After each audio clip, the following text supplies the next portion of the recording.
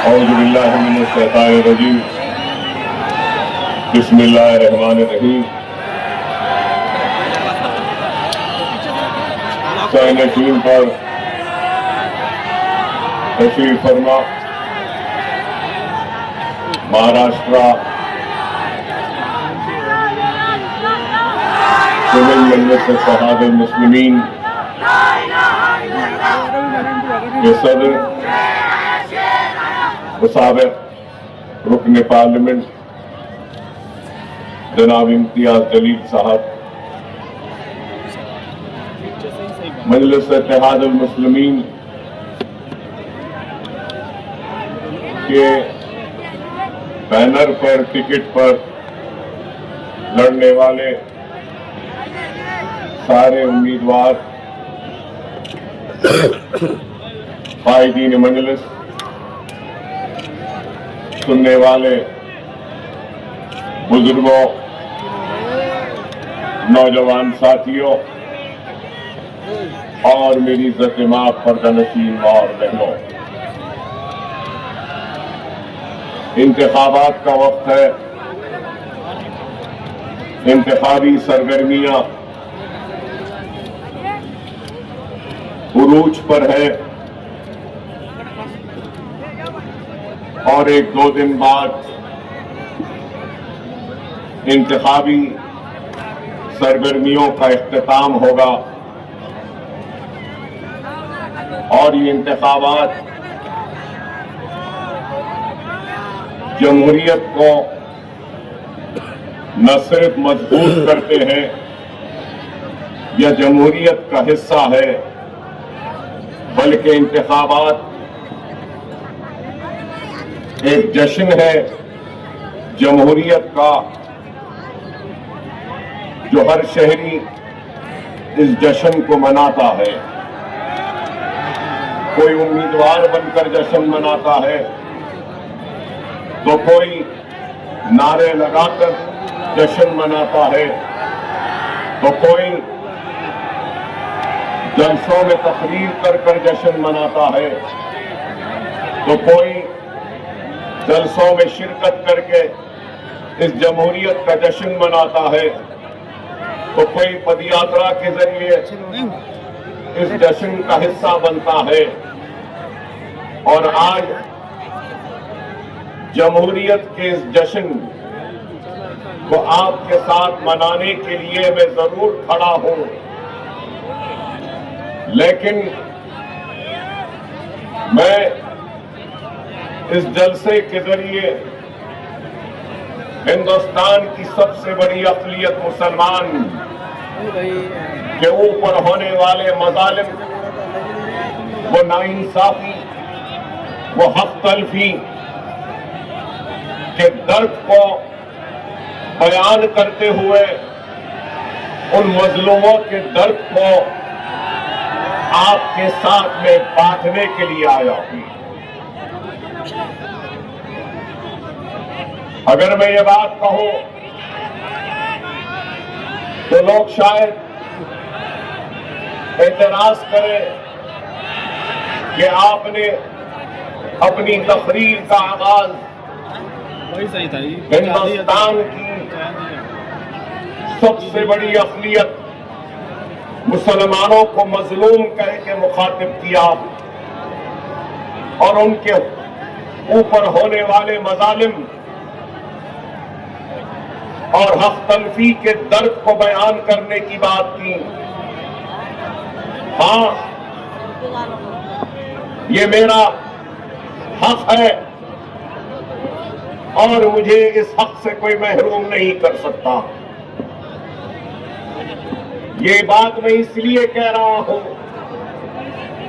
क्योंकि मैं अगर हिंदुस्तानी होने पर नाज करता हूं तो मैं ला इलाहा इल्लल्लाह मोहम्मद रसूलुल्लाह कलमा पढ़ने पर फख्र भी महसूस करता हूं। हिंदुस्तानी हूं, नाज करता हूं, मुसलमान हूं, फख्र है। लेकिन आज जिंदगी के हर शोबे हयात में हिंदुस्तान की सबसे बड़ी अक़लियत मुसलमानों के साथ नाइंसाफी हो रही है, हक तलफी हो रही है, उनके ऊपर मजालिम ढाए जा रहे हैं, उनको कर्ब भरी जिंदगी गुजारने पे मजबूर किया जा रहा है, तो उनको मुसीबतों और मसाइल में मुब्तला किया जा रहा है। इसलिए ये बात मैं कह रहा हूं और मैंने दस्तूर पर हल्फ लिया,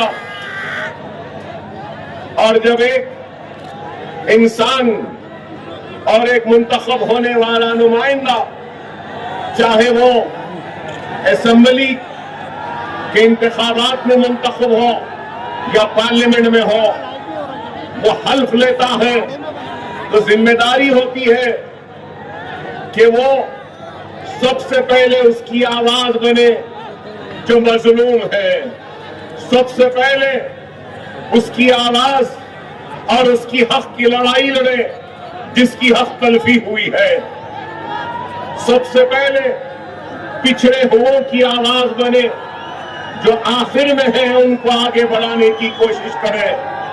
ये जिम्मेदारी को निभाना मेरे लिए सिर्फ एक जिम्मेदारी नहीं बल्कि ये दस्तूरी जिम्मेदारी भी है कि पिछड़े हुए का साथ दूं, कमजोर का हाथ थामो, मजलूम की आवाज बनो, हक तलफी पर आवाज बुलंद करके हक दिलाऊं और इंसाफ की पुकार लगाऊं और जालिम के खिलाफ अपनी आवाज को बुलंद करूं। मुल्क के हालात आपके सामने है, इंतखाबात तो आते हैं और चले जाते हैं। हिंदुस्तान की आजादी से लेकर आज की तारीख तक कई इंतखाबात हुए और इंतखाबात में कई लोग मुंतखब हुए, कई कॉरपोरेटर्स बने, कई एमएलएज बने, कई एमपीज बने, कई मेयर्स बने, कई चेयरमैन बने, कई मिनिस्टर्स बने स्टेट कैबिनेट में, तो कई मरकजी मिनिस्टर्स भी बने कैबिनेट में, तो कई वजीर आजम बने और कई चीफ मिनिस्टर्स भी बने। आज मैं यहां पर खड़े होकर ये सवाल करना चाहता हूं उन लोगों से जो मजलिस पे तनकीद करते हैं, मजलिस पर इल्जाम लगाते हैं।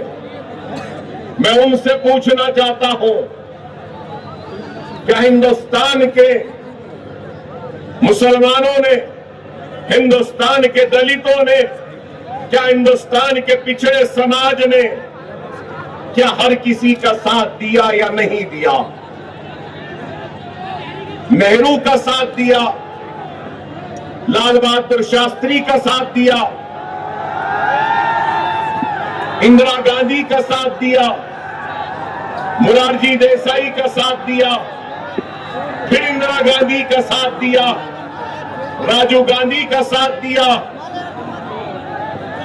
देवेगौड़ा का साथ दिया, आई के गुजराल का साथ दिया, चंद्रशेखर का साथ दिया, वीपी सिंह का साथ दिया, पीवी नरसिम्हा राव का साथ दिया, मनमोहन सिंह का साथ दिया,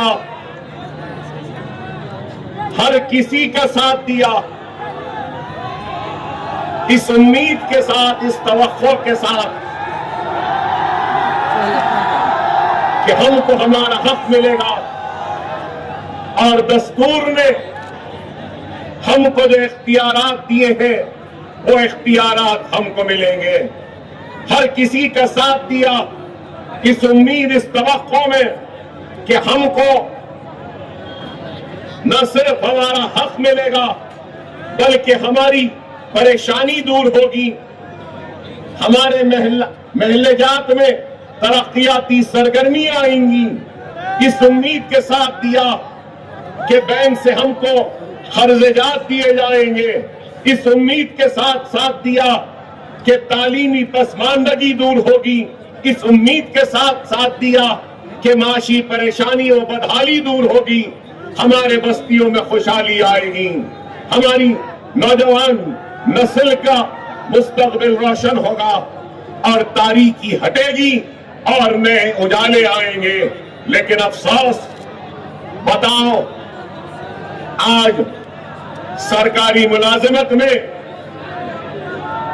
मुसलमानों का तनासुब क्या है? आज अगर हम तालीम के मैदान में देखते हैं तो सबसे कम 10th पास होने वाले अगर इस मुल्क में अगर कोई है तो वो मुसलमान है। सबसे ज्यादा ड्रॉप आउट लेवल तालीम में अगर किसी का है तो वो मुसलमान का है। ग्रेजुएट्स कम है तो मुसलमान, डॉक्टर्स कम है तो मुसलमान, इंजीनियर्स कम है तो मुसलमान, लॉयर्स कम है तो मुसलमान, आर्किटेक्ट्स कम है तो मुसलमान, साइंटिस्ट कम है तो मुसलमान। हर जिंदगी के हर शोबे हयात में सबसे पीछे, सबसे आखिर, सबसे पिछड़ा हुआ अगर कोई है तो वह हिंदुस्तान की सबसे बड़ी अक़लियत मुसलमान है। तो क्या यह नाइंसाफी नहीं? आपने, हर हुकूमतों ने हमें नजरअंदाज किया, हमारी अक्तलफी की, हमको पीछे ढकेल दिया, हमारे बस्तियों में तरक्कियाती सरगर्मियों से हमको महरूम रखा, बैंक के खर्जेजात से हमको महरूम रखा, न सनत में जाने दिया, न तिजारत में जाने दिया, न रोजगार में जाने दिया, न तालीम के मैदान में आगे बढ़ने दिया। अरे इससे बड़ी नाइंसाफी और क्या हो सकती है, बताइए। और आज मजलिस इत्तेहादुल मुस्लिमीन इसी हक तलफी, इसी नाइंसाफी और इसी जुल्म के खिलाफ आवाज उठा रही है और अपने इस जमहूरी जिद्दोजहद में मजलिस इत्तेहादुल मुस्लिमीन अपने दलित भाइयों को शामिल कर रही है। तो मजलिस इत्तेहादुल मुस्लिमीन बैकवर्ड क्लासेस को अपने साथ में ले रही है और ये बता रही है कि तुम हो और हम हैं जो इस मुल्क ने जिसको नजरअंदाज किया। आज हमको ये बात कहते हुए भी कोई हिचकिचाहट नहीं है कि आज हमारा हाल ये हो चुका कि एक चपरासी की नौकरी भी हमको नहीं मिलती है। यह आलम है। और आज मजलिस इत्तेहादुल मुस्लिमीन पर इल्जाम लगाने वालों, मजलिस इत्तेहादुल मुस्लिमीन पर तनकीद करने वालों, अगर तुमने हमारे बच्चों को पढ़ा लिया होता, उनको नौकरियां दे दी होती, बस्तियों में तरक्कियाती सरगर्मियां कर दी होती, बैंक से कर्जात दे देते, तिजारत में हिस्सेदारी देती और मुल्क की तरक्की का हिस्सेदार अगर मुसलमान को बनाया होता तो मजलिस को यहां तक आने की जरूरत नहीं होती, हिंदुस्तान के कोने कोने में जाने की जरूरत नहीं होती। अगर जाती तब भी मुसलमान हाथों हाथ मजलिस को नहीं लेता, अगर सारे चीजें मिल चुकी होती। तुमने महरूम रखा वो कौम जो महरूमियत का शिकार थी, आज वो कौम उम्मीद की नजर से देख रही है।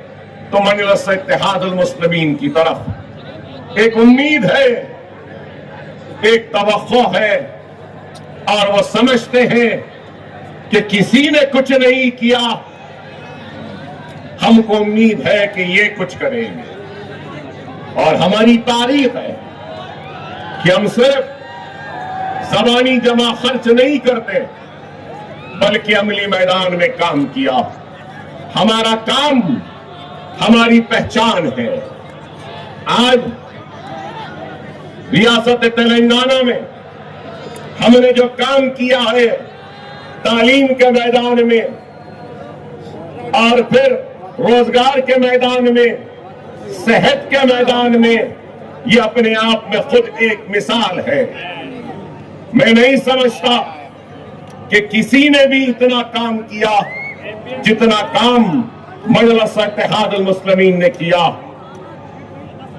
दारुस्सलाम एजुकेशन ट्रस्ट के इदारे, medical engineering college, MBA MCA college, hospital management college, college of physiotherapy, college of nursing, college of BSc allied, दो दवाखाने, कॉलेज ऑफ आर्किटेक्चर, ये तालीमी मैदान में ये काम, दो दवाखाने सेहत के मैदान में।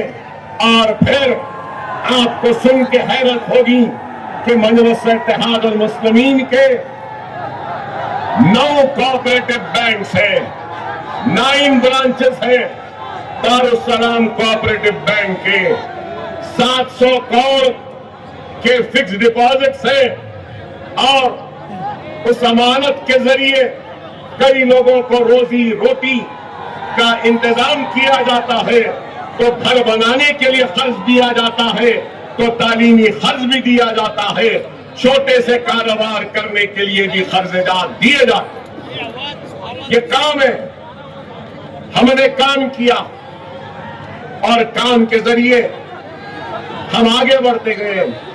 और आज भी हम सिर्फ तकारीर नहीं बल्कि अमली तौर पर काम करने के लिए आए हैं।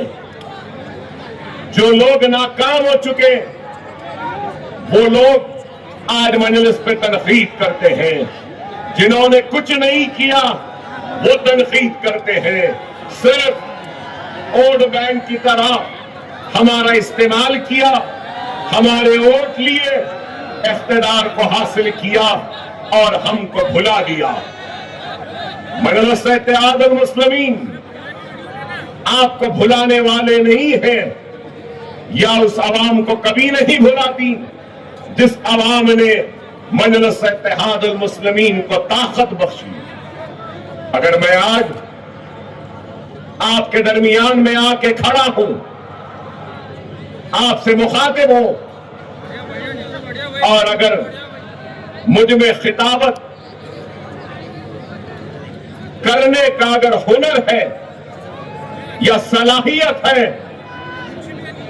तो अल्लाह उसके रसूल की कसम ये मजलिस इत्तेहाद अल मुस्लिमीन और आप जैसे जियाले, हमदर्द, मोहसिन मुसलमानों की देन है कि हम में यह काबिलियत आई है। जमात नहीं, आप नहीं, आपकी दुआएं नहीं, आपका इत्तेहाद नहीं, आपकी वाबस्तगी नहीं, तो हम कुछ नहीं। मेरे खिताब से पहले इम्तियाज जलील साहब ने मेरे तारीफ के कसीदे पढ़े, शुक्रिया आपका, लेकिन मैं किसी तारीफ का हकदार नहीं। मैं नहीं जब तक कि ये नहीं। मैं हूं तो इनकी वजह से हूं, मेरे अल्फाज इनकी वजह से है, मेरी ताकत इनकी वजह से है, मेरा जोश इनकी वजह से है, मेरा जुनून इनकी वजह से है, मेरी हिम्मत इनकी वजह से है, मेरी ललकार इनकी वजह से है। अगर ये नहीं तो मैं नहीं, मेरी जमात नहीं तो हम सब कुछ नहीं। खुदा ना इस बात को समझो, हम जो कुछ भी है जमात से, जितना भी है, जो भी है जमात से है। और जमात रोज़े क़यामत तक कायम व दायम रहेगी। चाहे हम रहे या न रहे, अल्लाह को प्यारे हो जाएंगे, जमीन की ग़िज़ा बन जाएंगे, लेकिन जमात कायम व दायम रहेगी। ये काम अल्लाह का काम है। अल्लाह का काम किसी का मोहताज नहीं रहता। अल्लाह जिससे चाहे उससे काम ले लेता है। ये तो अल्लाह का शुक्र है कि अल्लाह सुब्हानहू व तआला हम जैसे गुनहगारों से काम ले रहा है। हम जैसे नाकारा लोगों से काम ले रहा है, हम जैसे बेकार लोगों से काम ले रहा है, हम जैसे लोग जो गलतियों का पहाड़ है, अल्लाह हमसे काम ले रहा है। अल्लाह का काम हमारा मोहताज नहीं है, हम अल्लाह के मोहताज हैं। इस चीज को याद रखो। लोग आएंगे जाएंगे, जमात कायम व दायम रहेगी। अल्लाह का काम किसी के लिए रुकने वाला नहीं, अल्लाह का काम किसी के लिए थमने वाला नहीं। अल्लाह जिससे चाहे उससे काम ले। खुदारा मेरे प्यारे भाइयों, समझो, वक्त की नजाकत को समझो। मैं तुम्हारे जोश की कदर करता हूं, मैं तुम्हारे जोश की कदर करता हूं, मैं तुम्हारे जुनून का एहतराम करता हूं, मैं तुम्हारे जज्बे को सलाम करता हूं, तुम्हारी मोहब्बत पे अपने आप को कुर्बान करता हूं। मगर खुदारा वो हम जिसके पास सिर्फ जोश है और होश का दामन उसके पास नहीं, वो हम नाकाम होती है। खुदारा अपने जोश पे काबू रखो। तुम मुझे सुनने आए हैं, मैं तुम्हें सुनाने आया हूं, लेकिन मैं अपने आवाज को तुम तक नहीं पहुंचा रहा हूं। मैं अपने दर्दमंद मुस्लिम भाइयों के दर्द को तुम्हारे साथ बांटने आया हूं। खुदारा सब्र का मुजाहरा करो, सब्र के दामन को छूटने न दो, होश के दामन को हाथ से फिसलने न दो, जोश को मुर्दा होने न दो। वो कौम जिसके पास सिर्फ जोश है, वो कौम कामयाब नहीं होती। वो कौम जिसके पास सिर्फ होश है, वो कौम भी कामयाब नहीं होती। वही कौम कामयाब होती है जिसके पास जोश भी होता है, और जोश को मंजिल मकसूद तक पहुंचाने के लिए होश भी होना चाहिए। जोश और होश की जरूरत है। खोने का गम मुझे भी है, लेकिन मुझे यकीन है खोने का गम औरंगाबाद की आवाम को ज्यादा है।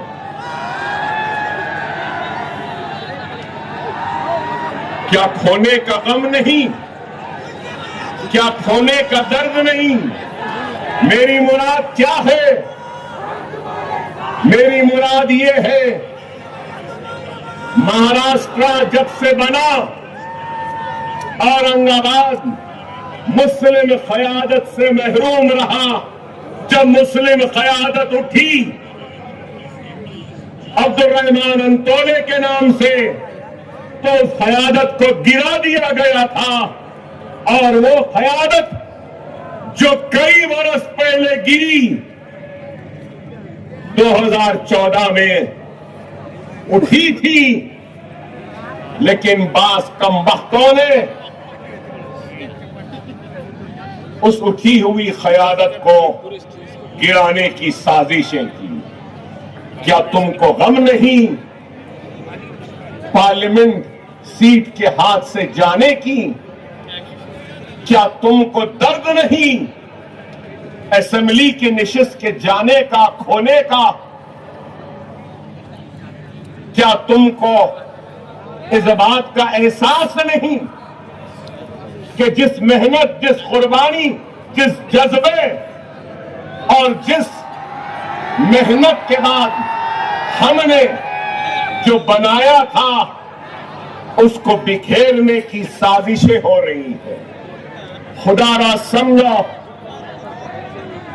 जमाती जिंदगी में शख्सियतों की अहमियत नहीं होती, जमात की अहमियत, इत्तेहाद की अहमियत। एक इत्तेहाद पैदा हुआ और इस इत्तेहाद को देखकर लोग रश करने लगे, हैरत में थे कि आखिर कैसा औरंगाबाद से पार्लियामेंट मजलिस जीत गई।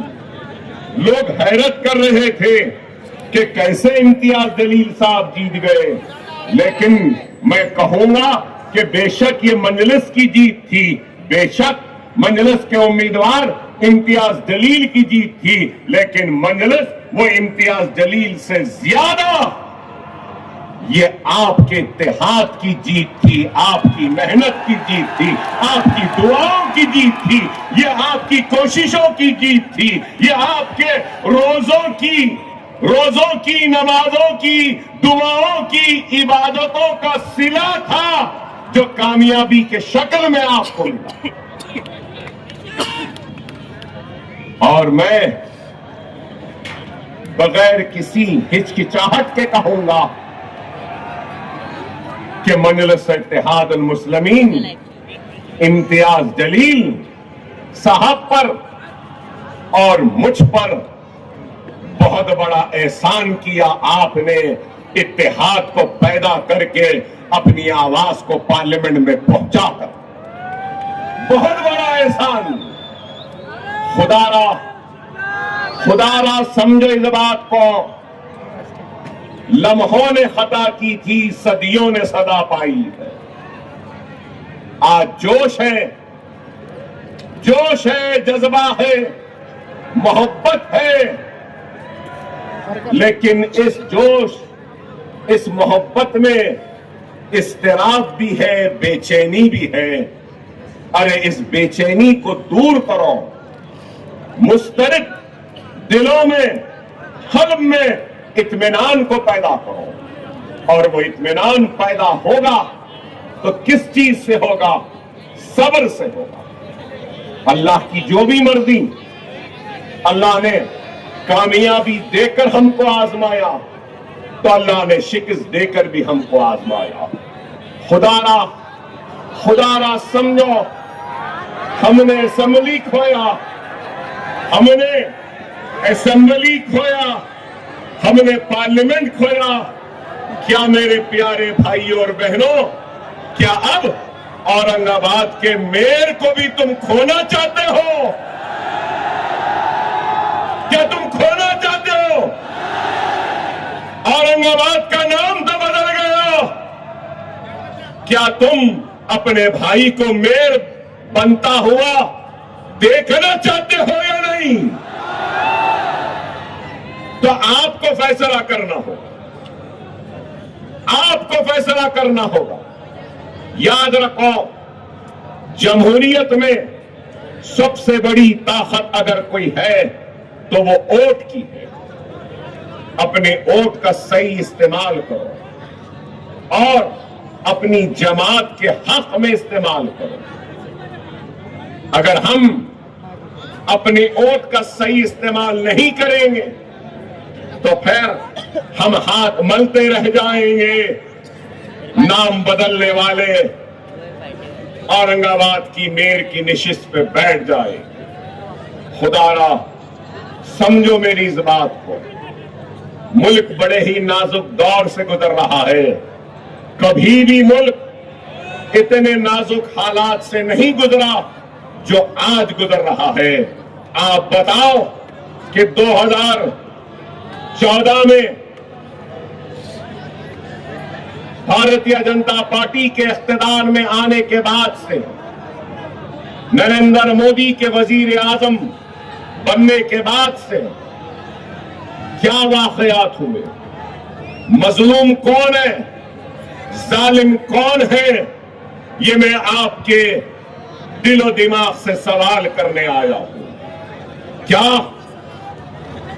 लब जिहाद के नाम पर मारा गया, क्या तुम भूल गए?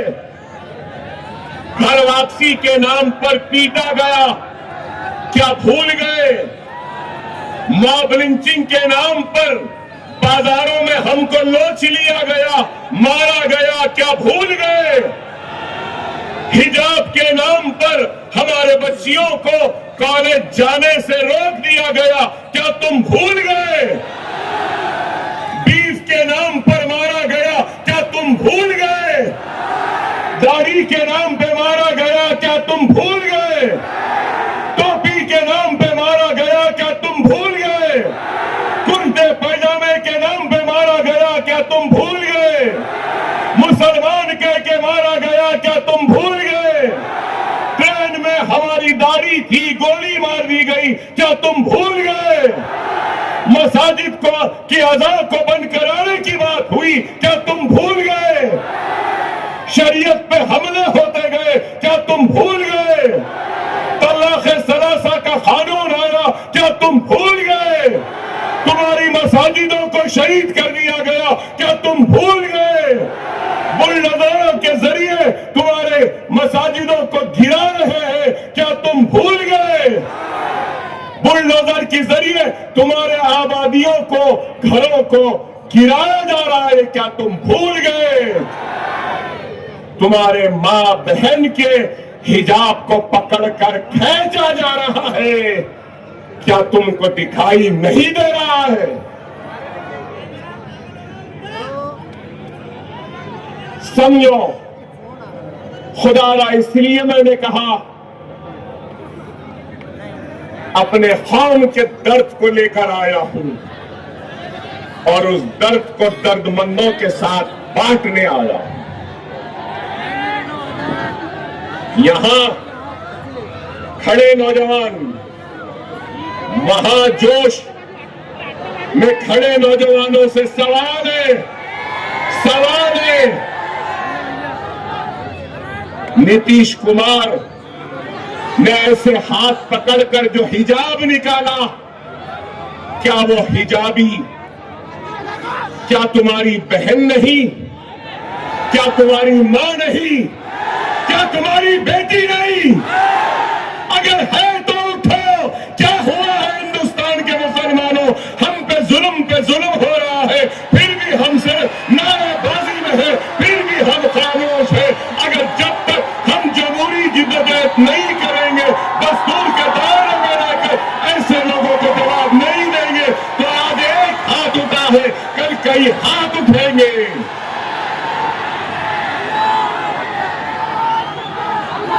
क्या वो तुम्हारी मां नहीं? क्या वो बुलडोजरों की जद में आते हुए मसाजिद, क्या तुम्हारे अल्लाह के घर नहीं? क्या वो बुलडोजरों के जरिए गिराए जाने वाले घर के क्या तुम्हारे भाई बहन के घर नहीं? वो जेलों में बरसों से सड़ रहा नौजवान, क्या तुम्हारा भाई नहीं? सोचो, खुदारा समझो। अरे मैं दर्द लेकर आया हूं, एक फिक्र लेकर आया हूं। आखिर कब बेदार होगे? कब बेदार होगे? दुनिया का कानून होता है, जिस पे जुल्म होता है वो मजलूम कौम मुत्तहिद होती है। लेकिन बताओ, मसाजिदों की शहादत क्या तुम्हारे ऊपर जुल्म नहीं? शरीयत का मजाक क्या तुम्हारे ऊपर जुल्म नहीं? बुलडोजरों के जरिए तुम्हारे घरों को गिराना क्या जुल्म नहीं? बीफ के नाम पर मारना, पीटना, जान ले लेना क्या जुल्म नहीं? गुजरात के फिसाद में एक हिंदुस्तानी मुस्लिम औरत की इस्मत को लूटने वालों को रिहाई देना, क्या ये नाइंसाफी नहीं? अरे जुल्म पे जुल्म हो रहा है, और जिस पे जुल्म हो रहा है वो मजलूम कौम मुत्तहिद होना नहीं चाहती। याद रख लो, याद रख लो, अल्लाह कुरान में इरशाद फरमा रहा है कि मैं उस वक्त तक बंदे की मदद नहीं करूंगा जब तक कि वो खुद अपनी मदद नहीं करता। खुदारा उठो, उठो। मैं तुमसे ये नहीं कह रहा हूं कि जाओ लड़ो, बाजारों में नारे लगाओ, नहीं कह रहा हूं। मैं तुमसे यही कह रहा हूं कि इन हालात को देखकर अपने इख्तिलाफात को दूर करो, अपने एक भाई को माफ करो, और अपने किसी भी वजह से अगर कोई मोमिन भाई अगर तुम्हारा दुश्मन बना है, तुम जिसको सलाम नहीं करते उसको सलाम करना शुरू कर दो। अगर किसी भाई से दूर है तो उसको करीब ला लो और एक हो जाओ। ये वक्त एक होने का है, ये वक्त करीब आने का है, एक दूसरे से दूर होने का वक्त नहीं है। समझो मेरे भाई, समझो, खुदारा समझो। दुश्मन पूरी तैयारी से आ रहा है तुमको तबाह करने के लिए, लेकिन तुम सिर्फ बेरा रवि की जिंदगी गुजार रहे हो, समझना नहीं चाहते। तुमको सिर्फ चाहिए तो क्या, इसको कुछ बोल दो, उसको कुछ बोल दो, ऐसे बोल दो, वाह वाह वाह चीखते चिल्लाते। मैं कोई मदारी नहीं, मैं कोई मदारी नहीं, मैं कोई मस्खरा जोकर नहीं हूं। मैं तुम्हारा दर्द को महसूस करने वाला दर्दमंद रसूल अल्लाह का गुलाम हूं। लो रसूल अल्लाह के उम्मतियों के सामने आया है, फरियाद लेकर आया है। खुदारा समझो।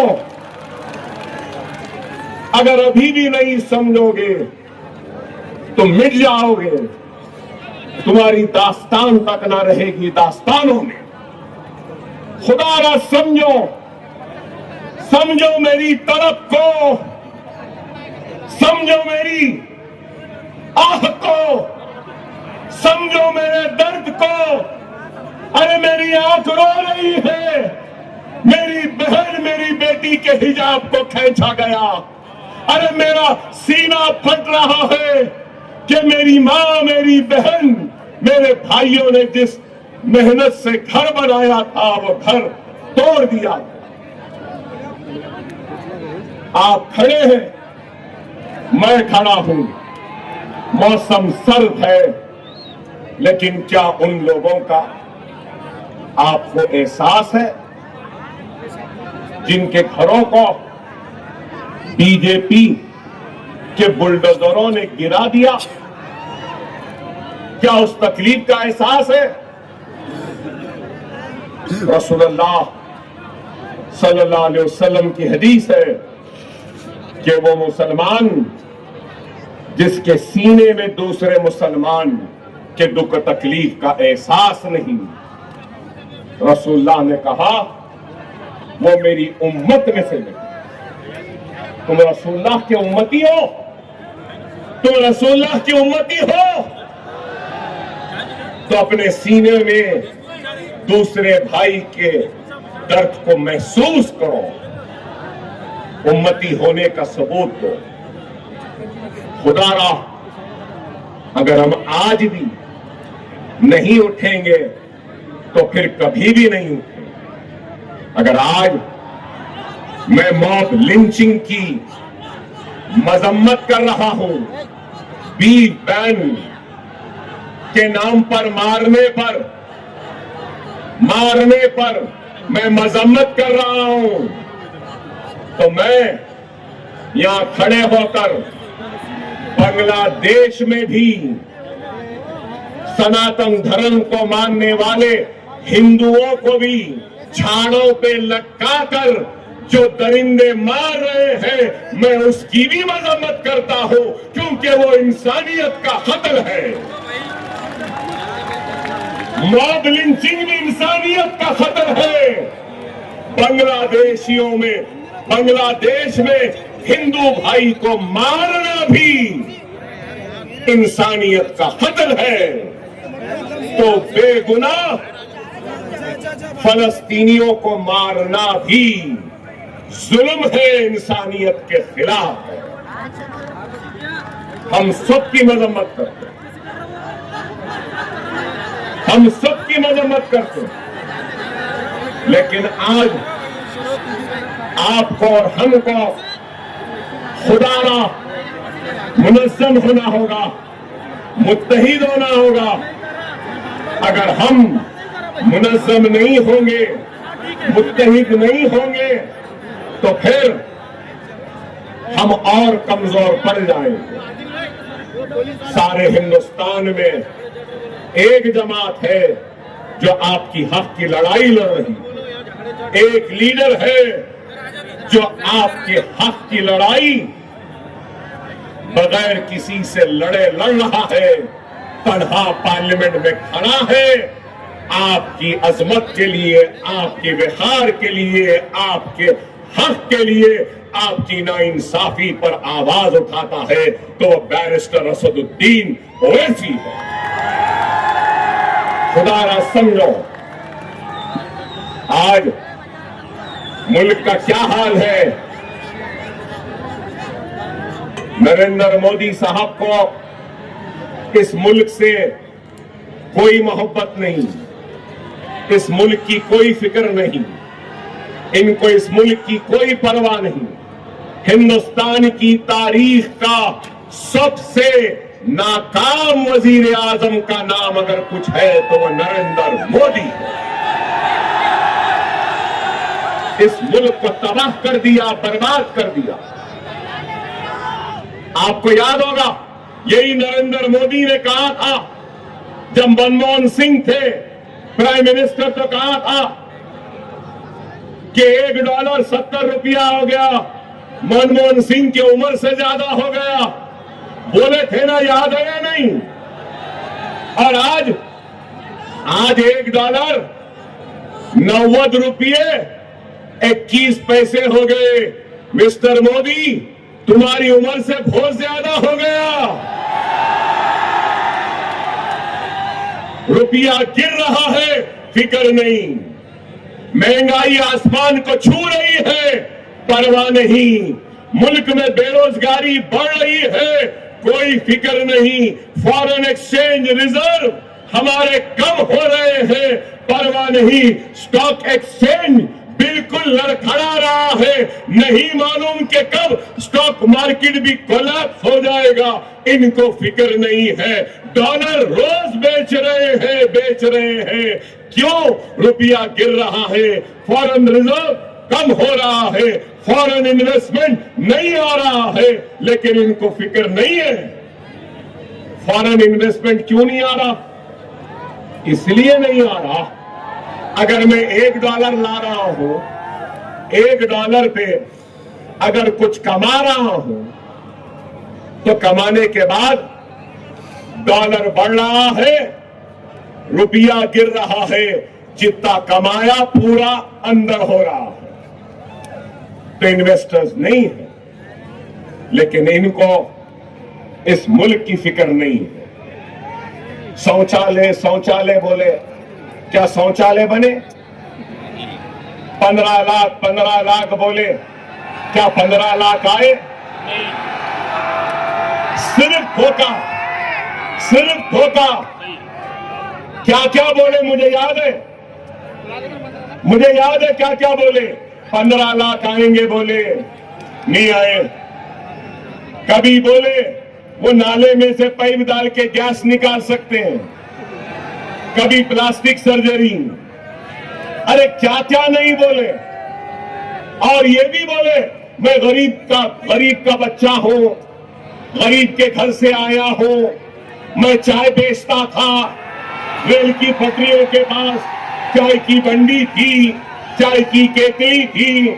लोग कभी कड़क चाय पूछते थे, कभी नरम चाय पूछते थे, कभी ऐसी चाय वैसी चाय, चाय की केतली, चाय का पानी, चाय का चूल्हा, गरम चाय।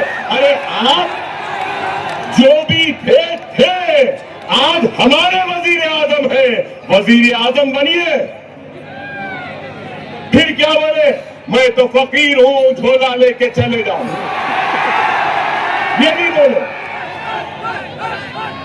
अरे ऐसा फकीर मैंने नहीं देखा। एक फकीर था बादशाह हो गया, एक बादशाह था फकीर हो गया, लेकिन उस फकीर की फकीरी में भी बादशाहत थी। अफसोस के इस बादशाह के हर अमल में सिर्फ और सिर्फ यही है, खुदारा। अरे मैं पूछना चाहता हूं मोदी भक्तों से, आपसे नहीं, मोदी भक्तों से। मोदी का बहुत बड़ा भक्त है ना शिंदे, मोदी का बहुत बड़ा भक्त है फडणवीस। मैं पूछना चाहता हूं मोदी के भक्तों से, आप करप्शन को खत्म करेंगे बोले, मोदी साहब बोले को ना खाऊंगा ना खाने दूंगा। कोई नहीं पूछ रहे, इम्तियाज जलील साहब आप पूछना था 6,500 करोड़ इलेक्टोरल बॉन्ड से कैसे आए, देने वालों ने क्यों दिया? क्या ये करप्शन नहीं है? क्या आपको कोई एक पैसा दिए, मजलिस को कोई दिए? मैं इतनी देर से पुकार रहा हूं, आपकी मोहब्बत मिल रही है, आपका जोश मिल रहा है, आपके नारे मिल रहे हैं, आपका जज्बा मिल रहा है, जो अल्हम्दुलिल्लाह पैसे से बढ़ के है। अरे अगर कोई पैसा दे रहा तो क्यों दे रहा? मोदी आप क्या दिए थे जो इलेक्टोरल बॉन्ड में आपको इतना पैसा मिला? अरे 6,500 करोड़ तो व्हाइट है, ब्लैक कितना मिला होगा सोचो। फिर बड़े ईमानदार, मैं तो गरीब से घर से आया, मैं चाय बनाता था, मेरी बंदी थी। अरे फिर ये पैसा कहां से आया, किधर से आया? हर चीज में मिलावट, तेल में मिलावट, चावल में मिलावट, आटे में मिलावट, हर एक चीज में मिलावट थी। मैं तो पार्लियामेंट में नहीं था, इम्तियाज जलील साहब आप पार्लियामेंट में भी थे। क्या पार्लियामेंट में कोई कानून बनाया गया जिसमें ये कहा गया था कि पेट्रोल में एथेनॉल मिलाया गया था? आप बोलो, इन्होंने पेट्रोल को भी नहीं छोड़ा। पहले पेट्रोल प्योर नहीं है, आपको भी मालूम, मुझे भी मालूम। पेट्रोल पंप वाले पहले मिला रहे थे और मोदी सरकार 15% एथेनॉल भी मिला दी। मतलब अब एथेनॉल में भी कितना पानी है, कितना एथेनॉल है, ये तो गडकरी साहब को ही मालूम, मुझे नहीं मालूम। गडकरी साहब को, क्योंकि उनके बेटे के पास वो जादू है इस वक्त एथेनॉल का।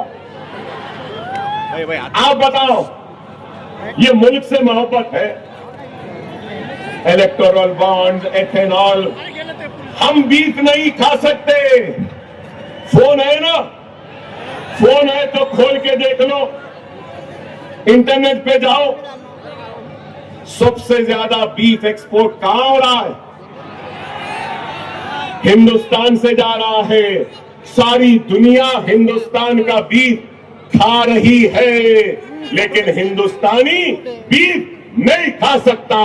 बीफ है बोल के मारेंगे, बीफ है बोल के पीटेंगे, बीफ है बोल के लिंचिंग करेंगे, बीफ है बोल के लॉन्च देंगे, लेकिन सबसे ज्यादा बीफ हिंदुस्तान से बाहर का क्या है? खुदारा, खुदारा, आप समझो इस बात को। मोदी भक्तों, गौ रक्षकों, गौ रक्षकों, बोलो मोदी को मीट एक्सपोर्ट्स को रोक दो। वो नहीं बोलेंगे, वो नहीं बोलेंगे। मुसलमान जा रहा, बकरे का गोश्त है तो बोलेंगे नहीं बीफ है कह के मारेंगे। अरे मेरे भाई, खुदारा समझो, आज हम जो बोलते हैं ना, कोई बोलने वाला नहीं है। अरे आज सब पार्टियां हैं, कांग्रेस है, एनसीपी है, शिवसेना है ना। शिवसेना टूट गई, एनसीपी टूट गई, ठाकरे टूट गए ना। अब पूना में शरद पवार, अजीत पवार मिल गए, मुंबई में राज ठाकरे, उद्धव ठाकरे मिल गए, सब मिल सकते हैं। तो मैं पूछना चाहता हूं, क्या कलमा को भाई नहीं मिल सकता? क्या हम नहीं मिल सकते? क्या हम एक नहीं हो सकते? अरे ये सब मिल रहे हैं और हम हैं कि हट रहे हैं। मुझे टिकट नहीं मिला, मुझे इज्जत नहीं दी, मुझे कुर्सी नहीं मिली, मुझसे हाथ नहीं मिलाए। अरे इज्जत, जिल्लत, शोहरत, दौलत, मौत तो हयात सिर्फ अल्लाह के हाथ में। अल्लाह को राजी रखो, इज्जत मिलेगी, शोहरत मिलेगी, ताकत मिलेगी, इख्तिदार मिलेगा, हयात मिलेगी, सेहत मिलेगी। अरे ये सब फानी है, ये सब जानी है। अरे जमाती जिंदगी में ईसार करना पड़ता है, कुर्बानी देनी पड़ती। जमाती जिंदगी आसान नहीं होती। जमाती जिंदगी एक कांटों भरा लिबास है। लोगों को ये शेरवानी दिखती है, ये जमात की जिम्मेदारी, जमात की पहचान है। तो इसमें कई सुई भी है जो कई मर्तबा हमको चूकती है, लेकिन फिर भी हम मुस्कुराते रहते हैं, क्योंकि हमारे जात के मफाद से बढ़कर मिल्लत का मफाद है, जमात की इज्जत है और मुसलमानों का वक़ार है। खुदारा इस बात को समझो। हर वक्त जब कभी भी अकबर ओवैसी औरंगाबाद को आया, इत्तेहाद का भिखारी बनकर, हाथ फैलाकर इत्तेहाद की खैरात की भीख मांगता रहा। आज फिर ये एक दर्द रखने वाला गुनहगार भिखारी तुम्हारे पास आया है। औरंगाबाद वालों, अपना दामन फैलाए, हाथ फैलाए, तुमसे इत्तेहाद की भीख डाल रहा है। तुम मेरे दामन को भर दो अपने इत्तेहाद की खैरात से। ये खैरात मैं लेकर तुम्हारी हक की लड़ाई लड़ूंगा। ये खैरात लेकर मैं तुम्हारी जिंदगी में खुशहाली लाने की कोशिश करूंगा। ये खैरात लेकर जिसने हमारे हिजाब को खींचा, जमहूरी तौर से उससे इंतकाम लूंगा। ये खैरात लेकर मैं तुम्हारी शरीयत की हिफाजत करूंगा। ये खैरात लेकर मैं तुम्हारे मसाजिदों की हिफाजत करूंगा। ये खैरात लेकर मैं नौजवानों के मुस्तकबिल को रोशन करने की कोशिश करूंगा। खुदारा दे दो, अगर इस आवाम से भीख मांग रहा हूं तो मैं मंजलिस से दूर सब लोगों से भी दरखास्त करता हूं, इल्तिजा करता हूं, आओ तुम मेरी निशिस्त पे बैठ जाओ, मैं तुम्हारे खदमों तले बैठने तैयार हूं, क्योंकि मुझे मिल्लत का मफाद अजीज है अपने जात से ज्यादा। दावत देता हूं क्या हो, खुदारा आओ, जमात में आ जाओ। अभी मैं सुना हमारे लोग बोले कि पतंग उड़ाना है। पतंग नहीं, पतंगा उड़ाना है। 4 पतंग उड़ाना है, 4 वक्त पतंग दबाना है। और कौन से दिन उड़ाना है? तारीख क्या है? तारीख क्या है? अरे जोर से बोलो, जोर से बोलो, जोर से बोलो। सुनने शिंदे 15-15 कह रहे लोग है ना? 15 मिनट निकाल लो, मजलिस को वोट दो। 15 मिनट निकाल लो, जमहूरियत को मजबूत करो। 15 मिनट निकाल लो, अपने कारपोरेटरों को मुंतखब करो। 15 तारीख को आसमान में से पतंग पतंग पतंग पतंग रहेगी, इंशाअल्लाह जश्न मनाएंगे। नारे तकबीर, नारे तकबीर, नारे तकबीर। हिंदुस्तान, हिंदुस्तान, हिंदुस्तान। पतंग पतंग पतंग पतंग पतंग पतंग पतंग पतंग रहेगी और इंशाअल्लाह मजलिस की कामयाबी होगी। वाखिर दान अल्हम्दुलिल्लाह रब्बिल आलमीन।